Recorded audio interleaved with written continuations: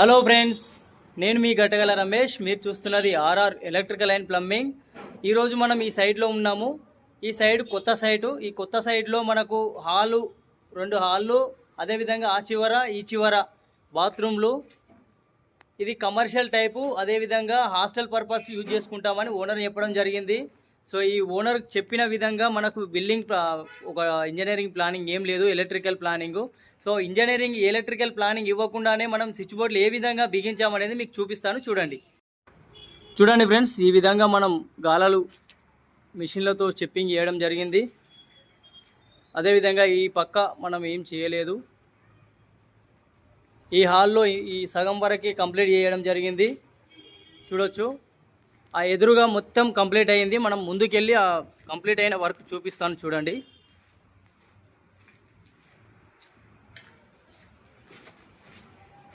ఇది ఇక్కడ ఈ హాల్లో అన్ని స్విచ్ బోర్డులు బిగించుకోవడం జరిగింది.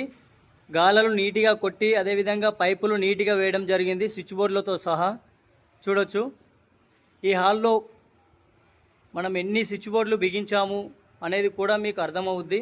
సో ఇక్కడ డీబీ ఒకటి మనం పెట్టడం జరిగింది. చూడొచ్చు, అదేవిధంగా ప్రతి చోట ఒక ఏసీ పాయింటు.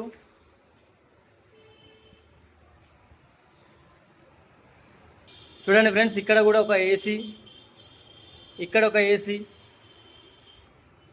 ప్రతి రూమ్కి ఒక ఏసీని ఇవ్వడం జరిగింది. మనం ఏసీ పాయింట్ అనేది వదిలేయడం జరిగింది, మీరు గమనించవచ్చు. సో ఈ పూర్తి హాలుకు డీబీలు మాత్రం 2 బిగించడం జరిగింది. ఇక్కడ ఒకటి మనము పెండింగ్లో ఉంది, ఈ వర్క్ కంప్లీట్ కాలేదు. చూడొచ్చు, ఈ పూర్తి హాలుకు 2 డీబీలు, అదేవిధంగా ఈ పూర్తి హాలుకు 2 డీబీలు. ఇవి ఈ హాలుకు వచ్చేసి బాత్రూమ్లు, ఇవి ఆ హాలుకు అవి బాత్రూమ్లు అవి. చూడొచ్చు మీరు.